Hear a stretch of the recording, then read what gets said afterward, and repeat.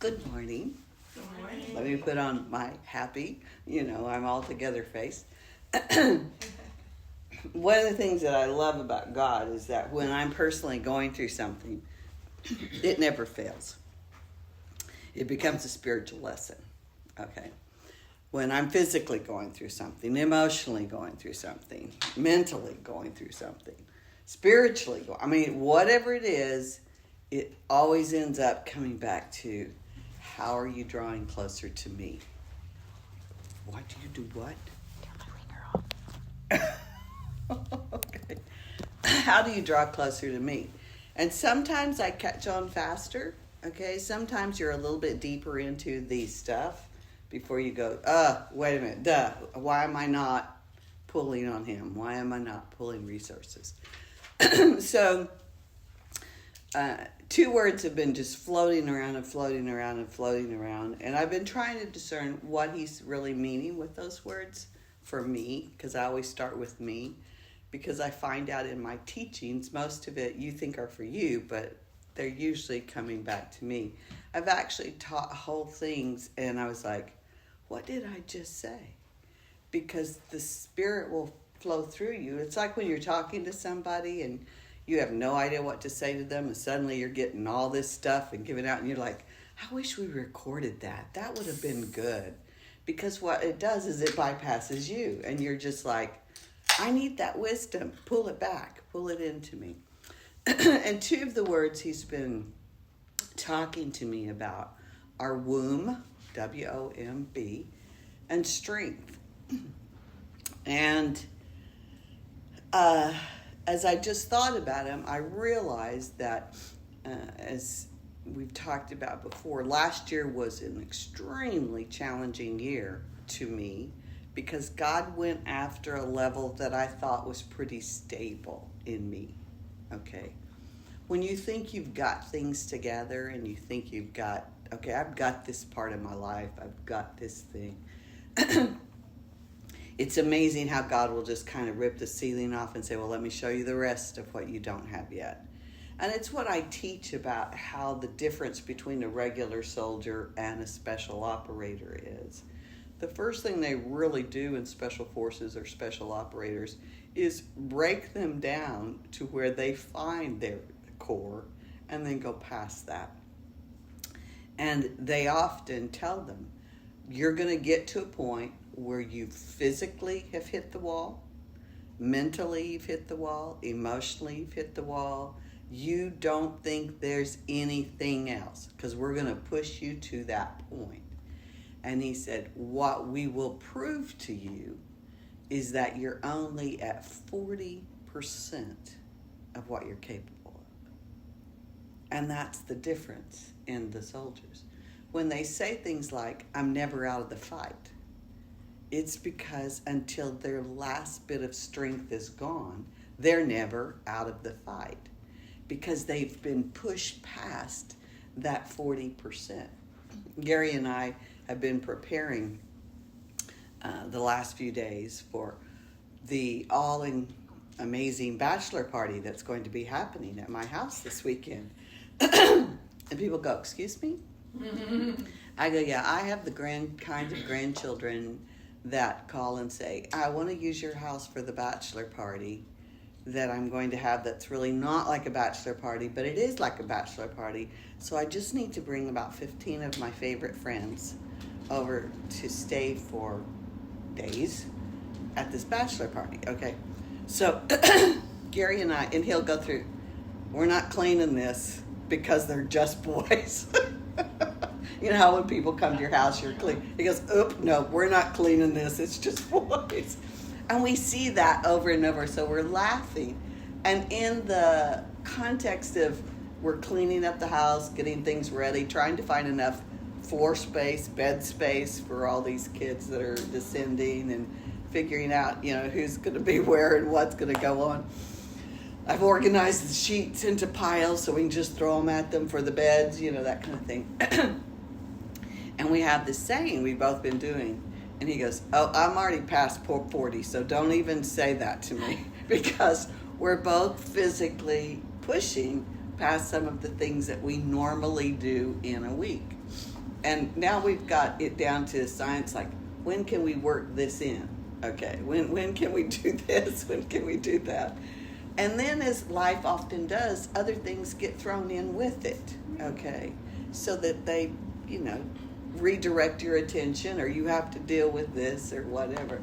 And so I told him, we've always told him, I says, babe, I have to have you as a SEAL level. You've got to be a SEAL level for me. And he goes, I didn't sign up for the SEALs. I don't like water. I don't like jumping out of airplanes. There's nothing about being a SEAL I like. And I go, but I need you to think about it, okay? And he goes, no, you can go be a SEAL, and I'll be over in the plane flying with the Air Force and the Cadillacs and all the other stuff. So it's a joke in our house, just so we can encourage each other about pushing and finding strength inside of you. So as the Lord was beginning to share, just silly things with me, he will redirect, he'll redirect times where people just need you. And you've got an agenda, you've got things you want to do, but in that moment, you can sense and know, okay, I'm going to have to set this aside and just believe for good, because this person needs me right now. And those times, it's when you dig for that extra strength. It's when you dig for that calmness. It's when you dig for what I call core strength. So I want us to think today about your core strength, okay? And just as you are a triune being, you have a core strength that's in your spirit. You're supposed to have a core strength that's in your soul, and a core strength that's in your physical body.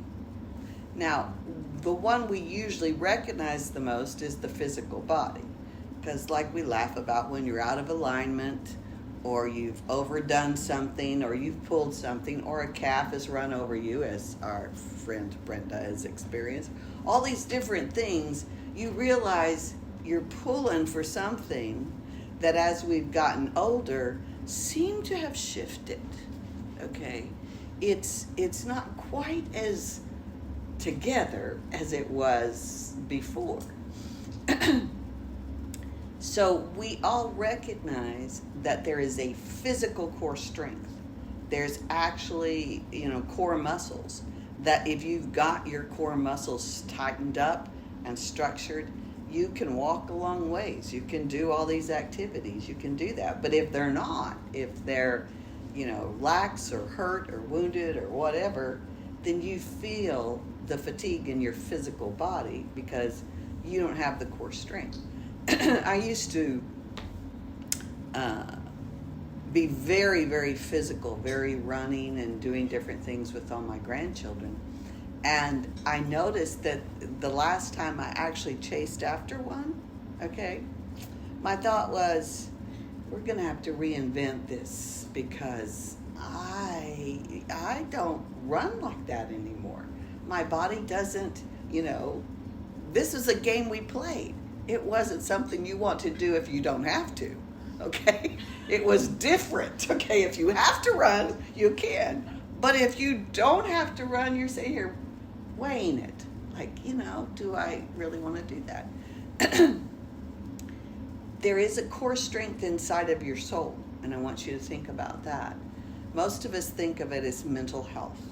We think of it, I'm okay. We think of it as my well-being, And what we notice is we may not put a meter to it or a measurement system to it, but when lots of pressure comes in that affects your soul, you can tell whether you've got the core strength to handle it or not.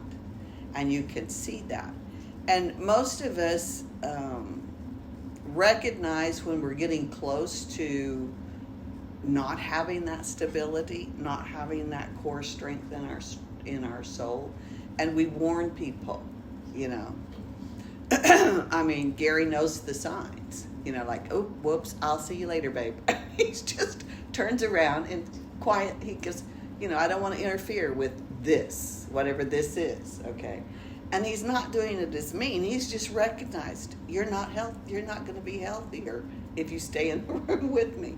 And that's my weakness. It's not a good thing. It's just there. And so we laugh about it because it took us a long time to read some signs. Like, hey, Gary would have days and I'd go, well, let's talk about it. And he goes, on what good day would I want to talk about it? I definitely don't want to talk about it now. It's a bad day. And I would think, but if you talk about it, you see, this is our mentality, you'll get over this problem. You won't have this problem. But I began to realize there is a core strength in your soul that God is trying to strengthen. And he often, just like physically, puts us through exercises. He will put you through exercises in your soul so that you don't try to manufacture. That's what we're trained to do. Manufacture your mental health. Manufacture your emotional health. Manufacture it. Tell yourself you're okay. Do whatever you need to do. It's realizing that he is putting that pressure on us so we reach for him. That's the difference. I was so taught you didn't reach for him until you could no longer do something. Well, since I didn't think there was anything I couldn't do, I didn't reach for him. And so I didn't have the ability to pull his strength into me. I just felt weak and not able to do it and said, well, I'm not having World War III yet, or I'm not having a meltdown yet. Well, last year probably was the greatest challenge, in some ways, of course, to my physical core strength, but more so even to my mental soul core strength. Because what he attacked, what the pressure was on, is the place where I could multitask and do hundreds of things at the same time. And you all know what I'm talking about. Where I could actually think and plan and think about what this needs to be and do all this. And where I could have steps ahead of people so that their steps would be easier. Where I could just mentally go, here's the situation, this is what is there. And in that, I always felt a confidence, if you will. And what happened last year is because of all the magnitude of the itching, where it's like I had hives under my skin, not on top, because there was no rashes, no anything. Because of that hives, it began to take over my mental health. It began to take over where I couldn't have a connective thought because it was stealing and bypassing and pulling on me. I'm sure, and I wasn't in major pain like so many people are in major pain. Mine was annoying, just incessantly irritating, just constantly. And I was like, I think I'm losing it here. I think I'm, because you don't have much patience for the world or anything else, or people, or anything else. And what I realized so much is it was God saying, now you're going to listen to me? Now you're going to pull on me? Now you're going to, every time I'd say, what is causing this? He would say things that just weren't my favorite words. My grace is sufficient for you. I did not want his grace to be sufficient. I wanted to be healed. Okay, I understood grace was a good thing. I'm all for grace. I just didn't want grace. I wanted healing. And what happened was in my journey, he began to show me what I took as strength, mental health strength. It worked really well in the world that I had been exposed to so far. But when we started getting into realms where I had no control, I had no thoughts, I had no way to fix it, those were different. So he knew what my strengths and weaknesses were, and he knew how to come and help me make sense of it. It's the same thing with our spirits. We want our spirits to be strong, but what do we do? What exercises do we do to our core strength of our spirit that actually strengthens it. Well, the thing I think that's so hard is we're going to actually have to be tested in faith. Faith is the thing that's going to make your spirit alive. Going to make you can cry and why. I seen all these people that beg God to do something. They beg and beg and beg. Fix this, do this, do this. And I'm not saying that there's not times in which we plead with God and ask for God's help.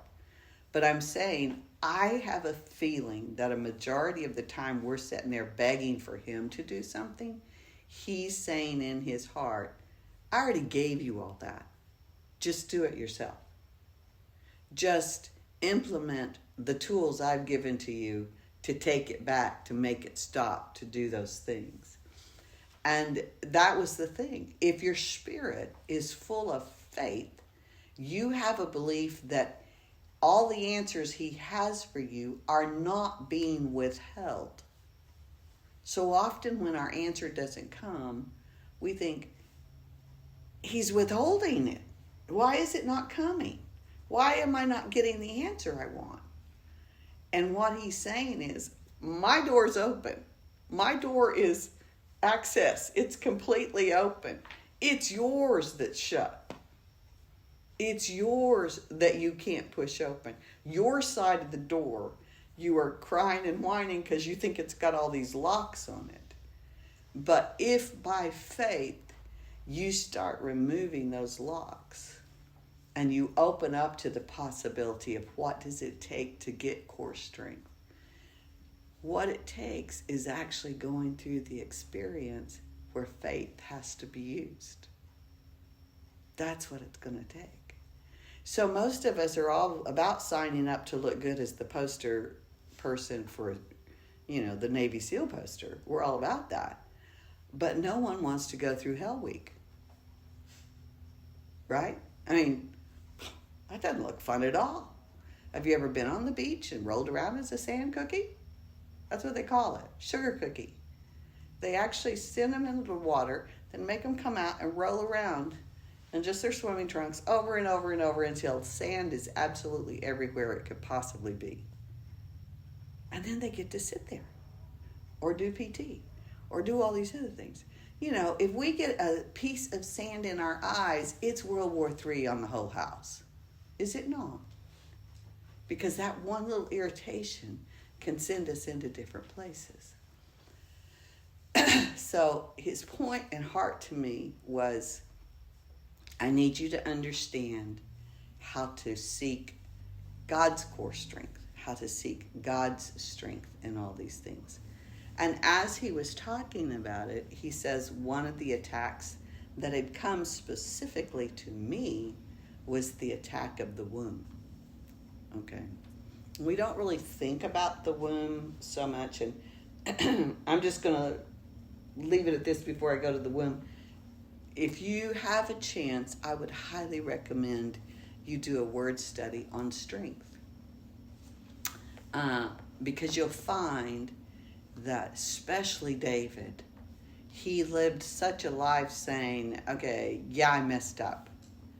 But he realized that from the very moment he was conceived, that God was with him. And his whole life, because his biological parents weren't there that well or weren't supporting him that well, he had to find a basically different parenting system. And he was treated so much as David, the future king, which nobody saw because he was this illegitimate son, and he was treated more like a slave rather than a son. He was sent into the fields. He was sent in to take care of the property as property. And so what happened was a shift in a dynamic where God, the Father God, became his father in an earthly sense. And he taught him so many things, like his presence. That's why you would hear David say over and over again, your presence. It's my strength. I have to have it. I have to be close to you. Because he realized as a small child, he would pull into his core strength. He took Goliath out. He would pull into his emotional strength. Can you imagine how lonely and abandoned you would feel in a field where there are lions coming after the sheep you're guarding? I mean, there were no weapons like guns. We're talking knives or bows or something like that's what you're going to kill the lion with. So to learn to put his core strength and his trust, he had to have developed a different thing. So when you do a word study on strength, I encourage you to specifically look at David in the Psalms. How many times he just said, oh my goodness, because he could tell when he vectored off. He could feel that strength waning and going away. And in his humanness, he realized, I can't do this. I can't do this. Those of us that never had that as a spiritual thing, all we know is our human strength, our human working it through. And so until we actually touch the strength of God like that, it's going to make it really hard. It's going to make it hard for us to understand how much more power there is in that moment than there is in these that we've always put our confidence in and where it is. So the attack last year was on a lot of things, but in the middle of the chaos with the itching came an attack on my physical womb. Okay, on my physical womb. And as most of you know, it ended up being a hysterectomy because they decided I had cancer. Okay. Now, when all the biopsies and pathology reports came back, there was no cancer. Hallelujah. None. And so you sit there and go, okay, why did you take my organs if we, what? So the wrestling with God is there. And the thing that he gave me the assurance was, yes, I healed you. But the reality is you don't know what the enemy had planned for you. You don't know that. And he said this way, what the enemy has planned won't even be able to ever take even a root or a place. And at the same time, I realized that because, when you're my age, you're thinking, those particular organs, I don't really need those. Are you listening? Like, we're not having any more babies, okay? And we're not having this, and we're not doing that. So we think in terms of, I don't need those. But I want you to think, like what God has been making me do is, did I lose something other than physical organs? Was there something that the word womb meant that I had not grasped? Because one of my greatest challenges has been to get that core strength back for my physical body. And I noticed it wavering. It wasn't, I couldn't get it back. I couldn't get the strength, the energy, the different things. It's my first surgery at 72, but that wasn't it.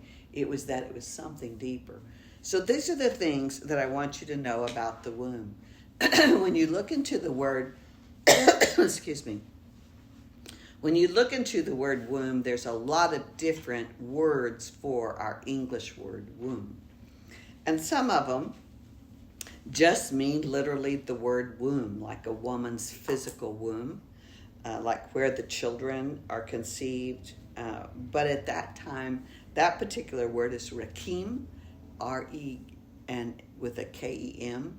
And it literally means almost like a matrix. It's almost like something that can create like a human child, that kind of thing. The second word is the same thing, only with it's an H-A-M at the end, and it's considered a masculine noun. Now I want you to hear this. It's literally an absolute state of a masculine noun, plural intensive. Yeah, have you ever heard all those words? In other words, they're trying to emphasize this is a masculine womb. Those are the words that are used in places like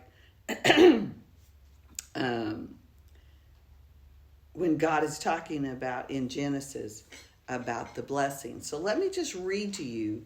This is Joseph's blessing from his father. Okay.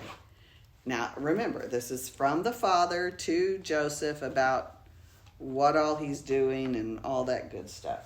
And I'm reading from Genesis 49:25. What was that again? Genesis 49:25. Thank you. But I got to get there first. Okay.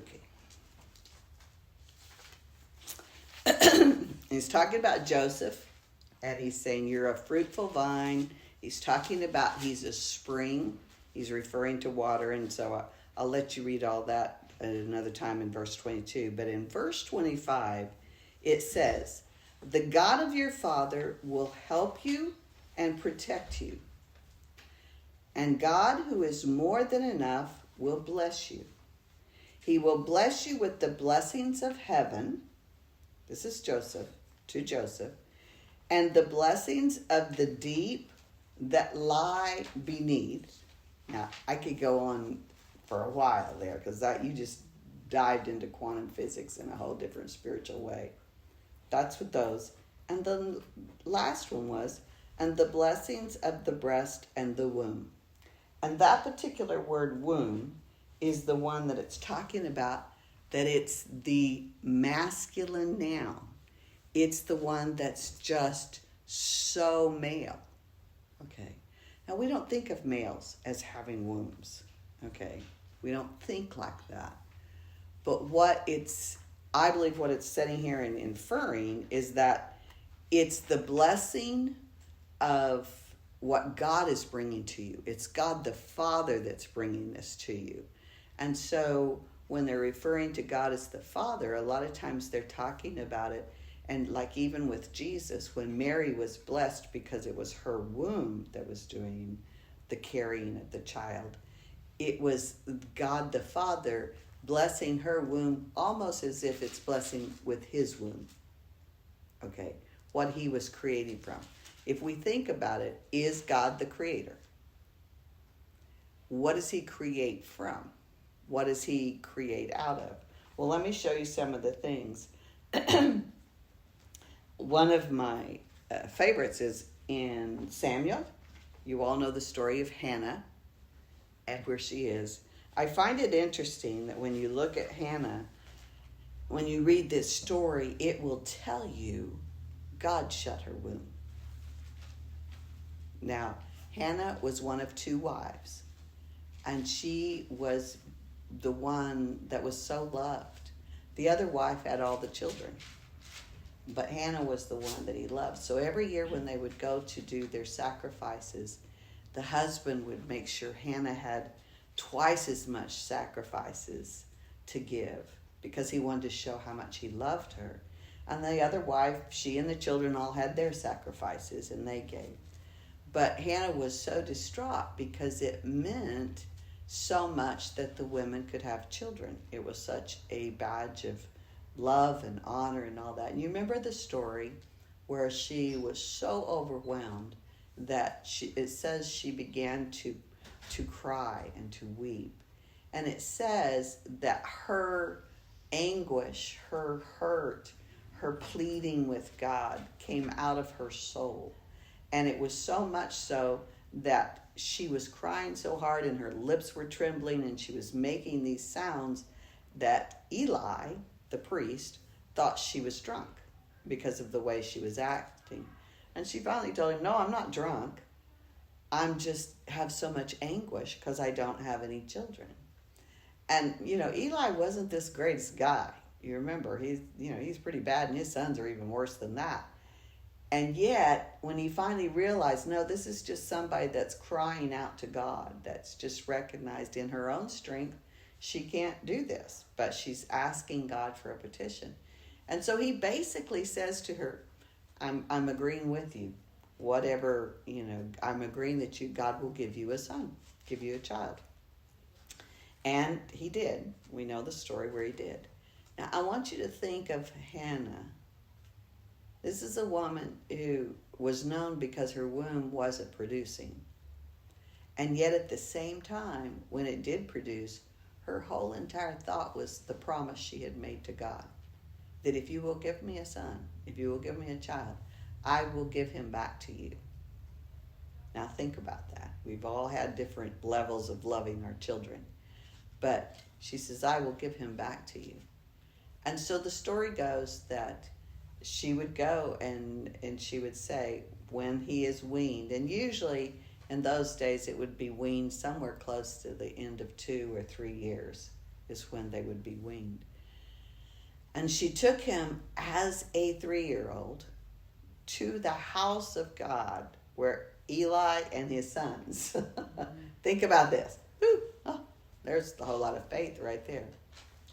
And she said, this is what God promised, and this is what I'm returning. And she returned this baby to this house of God, the fruit of her womb, because she recognized that God could protect him and God could take care of him and God could do that. What most people don't realize is this was the end of the Judges era, and Samuel was the last judge, but he was also the first prophet. So he was being born into a prophet, born into this place where he could do all these things. And we know the story about him hearing God, and finally Eli figures it out. It's God talking to you, not me. And that's the beginning of his prophecy. And it's all because Hannah went through this anguish by having the world know she could not produce children. And yet, what kind of mother would we have thought of her abandoning her baby at 3 years old to that house? It's because her core strength had come from a different place. And her faith wasn't in Eli or in the sons or even in the physical structure. Her faith was in the promise that God had given to her, and now she could give it back with such ease.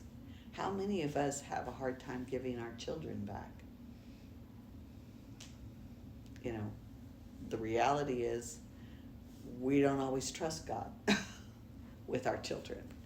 And so we're the ones who birthed them in our minds, so we want to be the ones who do it. I want you to understand what the womb would have meant to someone like Hannah and how amazing it was that she got through that. Job has an interesting thing that he talks about the womb. It's in Job chapter 38. And he asked this question. And this is where God is questioning Job about the realms of creation. So the word womb in this case is being used, and it's being used again as that absolute masculine, plural, inclusive noun. This is where it's used that way. And this is God in chapter 38 of Job, and he's talking about, where were you when I did this? Where were you when I did this? And the particular one is in verse 8. And it says, or who enclosed the sea with doors? When bursting forth, it went out from the womb. I want you to understand, God was trying to say, in creating things, you have to create them from a womb. Not a woman's physical womb like we're thinking. It's that place of creation. So what God began to say to me is, they took your physical organs. Did you allow them to take your place of creation? I'll say it again. He said to me, they took your physical organs. Did you allow them to take your place of creativity, of creating, of creation from the womb? Because whether I realized it or not, physical body, that particular organ may be gone, but soul and spirit, where was it gone as well? It wasn't, but what if I allowed them to think in terms of it has no use because the physical is not there? Me being able to still create, me being able to still think in terms of birthing and doing those things.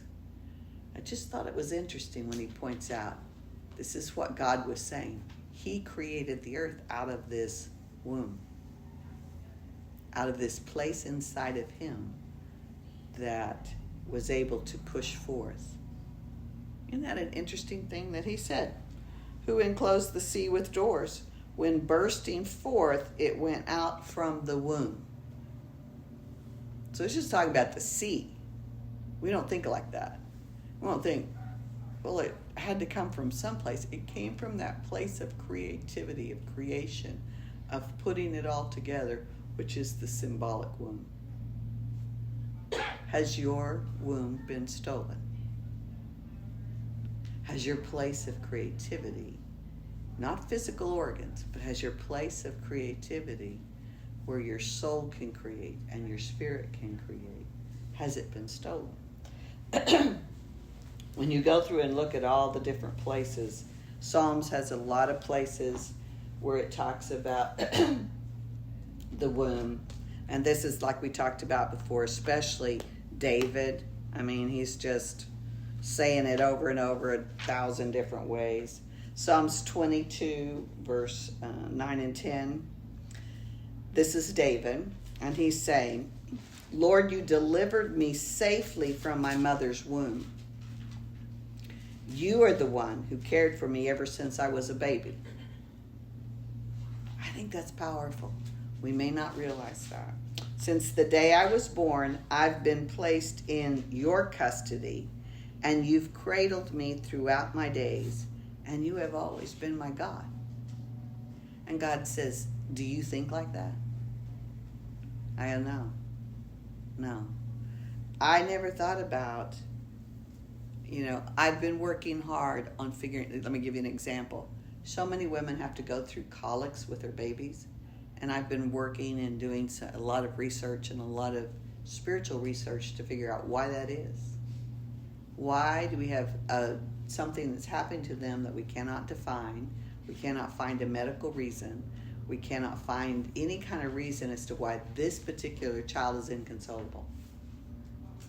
Okay. What if we protected them from their trip from heaven to here?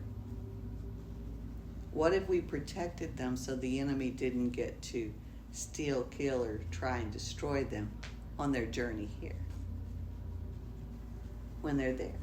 Think of that whole womb and where it's at. And that's what he's saying. Lord, you delivered me safely from my mother's womb. In other words, you protected me this whole way. You kept me in this womb, and you got me out of that womb. And you were the one who cared for me ever since I was a baby. Think of what that revelation is. How would he know God had cared for him as a baby? How would he know that? You think those babies know they're being cared for? If their spirits are alive, they do. Think of that. Are we doing that? Or are we just telling them, no, the monsters in your bed are just make believe, they're not really real? Well, if you're in the spirit realm, you can see the monsters. Maybe they are. But that's an example of him showing us. In Psalm 71, he says this. Psalm 71:6, it says, it was you who supported me from the day I was born, loving me, helping me through my life's journey. You made me into a miracle. No wonder I trust you and praise you forever. Many marvel at my success, but I know it is all because of you, my mighty protector. Oh my goodness. Do you hear this? How many of us have held on to our children, physical, biological, and spiritual, because we didn't want them to be unprotected? But where did we get to the place where we could teach our children God is protecting you. And he has been protecting you this whole time. How do we feel? Do you feel like you've been protected your whole life? I realized I didn't. I didn't feel like I'd been protected. There a lot of junk happened to me. If the junk was happening, I wasn't protected. I mean, you hear what I'm saying? Here he specifically says, for you, in verse 5, for you are my only hope, Lord. I've hung on to you, trusting in you all my life. He literally means all his life, not just since he got intelligence and figured out he needed a God. It was you who supported me from the day I was born. Can we say that? Can you say in your heart, God is supporting me physically, in my soul, and in my spirit? Is he my strength? Is he the one that is actually navigating who I am? I couldn't. And so that's the journey he took me on. Years and years of shifting me and getting me to the place where no matter what, because a lot of junk came against David. Y'all realize that. Every kind of thing you can almost imagine. Persecution from family. Hello, do we not all know about that? Persecution from family, failure from family, brokenheartedness, all those things. He had all that. But because his strength, everything about him, it came from him realizing, you have been with me. And that's why when we read, don't take your presence from me, we're thinking, oh, isn't that wonderful? How tender, how sweet. He must have been in worship with his harp. There was a core strength inside of him. Because somewhere in him he recognized his physical strength to be the warrior he was, his soul strength to have mental health when the king is trying to kill you, physically, mentally, emotionally, spiritually, when all the demons are after him in every way it could possibly be. He recognized where his strength came from. And he said, you've made me into a miracle. No wonder I trust you and praise you forevermore. And God said, that's where we disconnect. We don't trust him. Because we do not know what it feels like to have our core strength of physical, soul, and spirit to be in him. To be from him. We know how to do it ourselves. But we don't know how to pull in him, if that makes sense. In Psalms 127, it says this. This is Solomon. And he just specifically says that in verse 3, children are God's love gift. They are heaven's generous reward. And I think that's often, God would give me that quote, especially when mine were acting up. And I was like, okay, so much for this gift, And God would say, this is your gift and this is your reward. And it wasn't until I started feeling challenged myself that I realized I went back and looked. And in my insecurities, I created those things in them. In my not feeling safe, I created those things in my children. Now, I wasn't doing it on purpose. I was just recognizing that's where I am. And then I love the one in Psalms 139, verse 13. And it says, for you formed my innermost being, we all know this one well, shaping my delicate inside and my intricate outside, and wove them all together in my mother's womb. Okay. And the Hebrew says the word knit or wove can be translated into covered or defended. God places an eternal spirit inside the conceived child within the womb of the mother and covers that life, sends them guardian angels and watches over them. Somewhere in our heads we know that. But are we acting like that?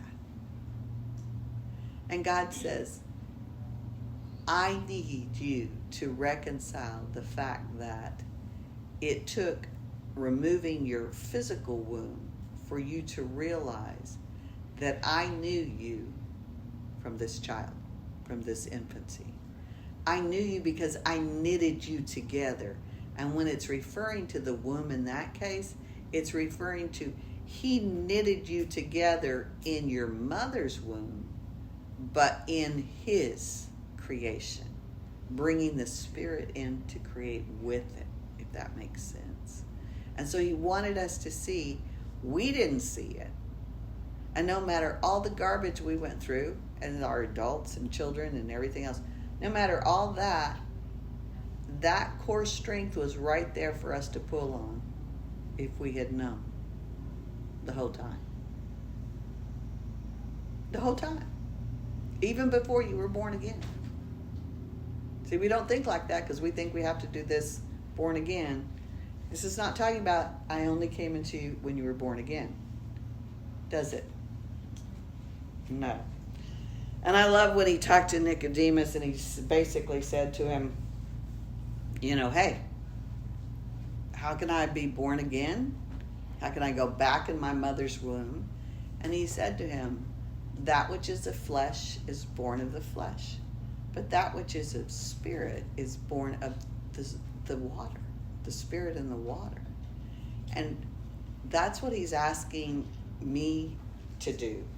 He's asking me to take a step and say, I speak to the spirit realm, and I speak to my soul realm, and I speak to my physical realm.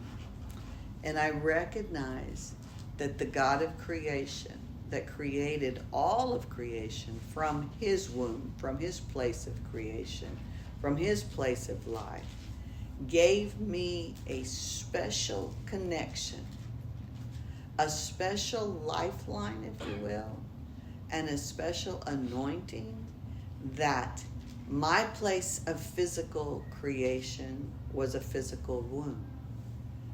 But it's not my only place. My soul has a soul womb. It has a place where I'm supposed to create out of it. How do you think songs come about? How do you think words come about? How do you think art comes about? How do you think prophetic words come about? How do you think creative things or designs? Do you know how many creations, how many inventions we have had from that womb of our soul? Think of it. Everything we touch in here, somebody had to create it, yes? And what I think God is trying to say is, I have a link that has been supernaturally aligned and attached to you in your spirit, in your soul, and in your physical body. And that link is what I have given to you, a place of creation that you can pull on my strength to begin to do that. Because you remember Sarah. They laughed because Abraham looked at his body, and it says he looked at Sarah and her womb had already dried up and died. Okay, we all know what that means. Okay. There was no way. But he pulled on a place of strength. And so I'm saying, there is not a problem you have. There is not a situation you have. There is not a physical problem you have. There's not a mental, emotional, well-being, stable problem you have. There's not a spiritual problem you have that you're being asked to deal with it by yourself. He's saying today, I ask you, I beg you to go to that core strength of God and pull it down. That core strength that you don't have access to physically, emotionally, in yourself. Because if David recognized there was something latched on to me at conception, have we purposely opened that door?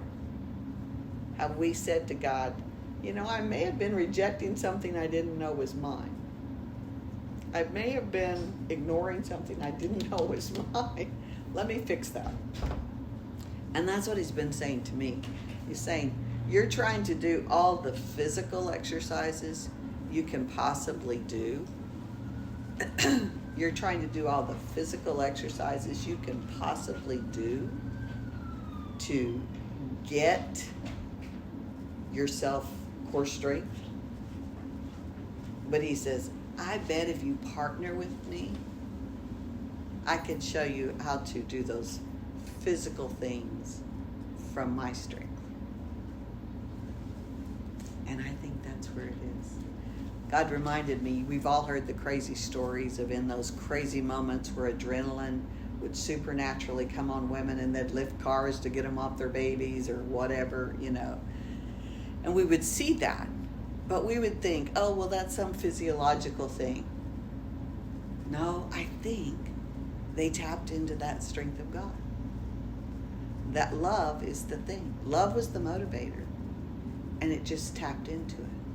What would you be like if we could overcome the effects of gravity, toxicity? You know, what would you become? What kind of superhuman would we become if we could tap into the love, strength of God? He's just been challenging me, so I'll challenge you back. I don't think we ought to be letting me do it alone. Everybody gets to be a part. But he's been saying that. He says, oh, so you think this is too hard on your mental health? You think this is too hard on your heart when your heart's breaking? You think this is so bad because all these people are just messed up and you just want to see somebody come together?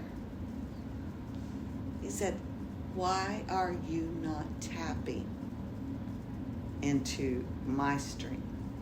So I would say to you today, he's shown me that his love and putting our faith in his love, in his ability to do it, he's going to give us these amazing opportunities where we can reconcile the fact my creativity has not been stolen. The birthplace, the womb of my creativity has not been stolen. The things that God wants me to do with my soul and my spirit and even my physical body, if he can give Sarah a child when her physical womb is there, it wasn't her physical womb that was in play. It was her faith. And so God wants to challenge us today. And I hear him keep saying, have you measured your core strength? Where's your core strength? In the spirit. And, you know, I tell people, try not to get so set up in doing all the rules and regulations we've been told is for core strength. Like you have to pray so many hours a day, you have to read so much, you have to do that. Just hear how the Lord wants to strengthen your core strength. It may literally be you going and sitting in his presence in that upper room and saying, just clean me up, just love on me. That may be the most important thing because he's needing to get that into you. So he's been showing me, just like we have those umbilical cords, you know, in the natural, you do in the spiritual as well. And he's encouraging us to realize, do we really want to cut God's umbilical cord? And I say no. I think he wants us to realize I can flow my strength in you just like I did with David. And they can look at you and say, what a miracle you are. And that's where I think we want to be, right? Yep. Questions, thoughts? I know this is a whole different realm.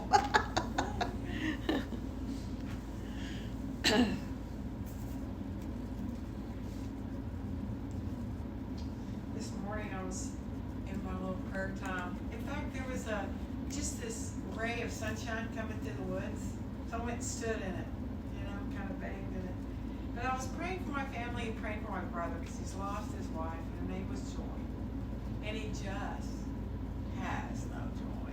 Okay. And I was asking him to be with my brother and to help him overcome the sadness he's got.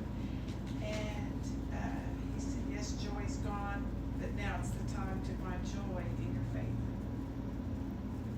So good. Yeah. Yeah. That's good. That's good.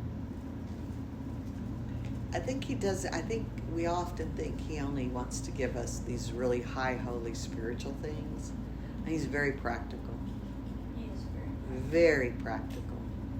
And, you know, I'm one of those organization kind of crazy people for years and years. And he told me that I was using organization so I could attain perfectionism. Ouch. And I go, no, I'm not. It's just right. There's a certain way to do everything, and it's right. Okay. And he said, no, that's perfectionism.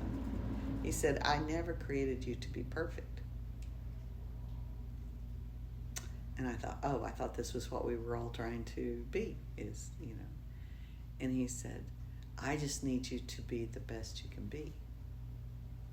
And stop trying to control things. And other people. And I found, you know, even in my life, it's amazing. There are so many things in my house run smooth because I do them a certain way. And then Gary comes in to help me, and he does them a different way, and it irritates me. And he said to me, he literally looked at me, he goes, beloved, he goes, I so want to help you. But there's not just one way to do something. And my first thought was, well, maybe. But in this case.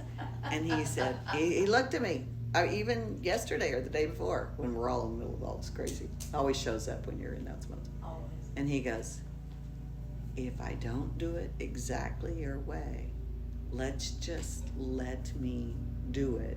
And if it's really, really bad, I'll get us a new one. And I'm like, what a dumb idea. That is just not right. I mean, I was just sitting here going through all this stuff. And God said to me, he said, is it that you don't want help? I go, no, I want help. I just want him to do it my way. And God says, yeah, I feel the same way. But the problem is, your way and my way aren't always the same.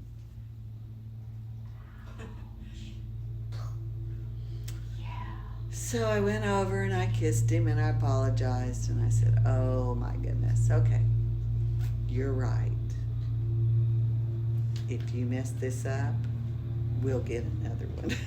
You mess it up. And then the bottom line was, I had to decide, is it more important that it's perfect, the way, my way, or is it more important that it's done? Exactly. And that someone's, because if we can't accept help like that, let's be honest. Are we treating God the same way? I'm sorry, God, if you won't do it like this, if you won't fix it like this, like the way I need it. I won't even recognize that it's been done. No, because it's not right. That's not what I was looking for. Yeah. Yes. So God let me know. Yeah. Okay. Maybe you're not recognizing all the way I'm fixing it because I'm not doing it your way. Mm-hmm. Just, real. So yeah. So when are you going to let Gary load the dishwasher? He does it all the time. He does it all the time. And we laugh because he will actually go back and see if I've rearranged it. Oh, that's funny. So. And again, God says, if you weren't here, yeah, the dishes would still be clean. would they still go through the cycle? Yeah. Yeah. Well, how ridiculous is that? If you weren't here and the laundry was done, but it wasn't folded correctly, would it still get done? And so God says, stop being an irritation. And that's what he told me. You're an irritation. I go, no, I just like things. He goes, no, you're an irritation. Wow. And that's like, I don't, so. So true. Y'all don't have those problems, I know. Oh. You know what? That's not my problem. I don't care how you load the dishwasher or do the laundry, but I got plenty of other things. You got other things to do. There you go. I don't understand the dishwasher thing. Wash the dishes any way you want, but there are other things. Right. Well, we all do. Yeah. Yeah. We all have our things. That's what I'm thinking. Yeah. Just think how much, less irritation we would have. Not that we have to have it, messy or done wrong, but if it just didn't, and God said, He says, you do realize what this is. I go, yeah, He's not doing it right. I mean, and God says, no, you're taking offense. I said, what? He goes, you are taking offense because you have trained him for years and years and years and years and years, and he still can't remember how to do it right. You are taking offense. Wow. And I go, is there a justified offense? You just get to that place where you're like, ugh. And he goes, you measure it against your standard. He said, you're not living out in the desert. Get over it. You're... Wow. So I had to, and I'm like, okay, but I wanted you to vacuum here, around the crevices. You see where the bugs are? The bugs that are on the crevices. And he goes, we'll get them next time. Like, okay. So you got to realize, why am I offended when I ask them to do a job? They're helping me do the job, but they don't do the job right. They're learning. Okay, no. At 53 years, they're not learning. It really helped if you have to go back and finish. Well, and that's what God says. Why are you going back and It finishing? depends on if it's truly completed or not, or if No. it has to be. But He says, why do you have to go back and finish what they're doing? And I said, because there's a right way, and they have to do it the right way. And He goes, no. He goes, I've made all different kinds of children. Some of them leaves bugs in the cracks. Some of them leave You bugs. just have to decide if you want to leave the bugs or not, really. That's it.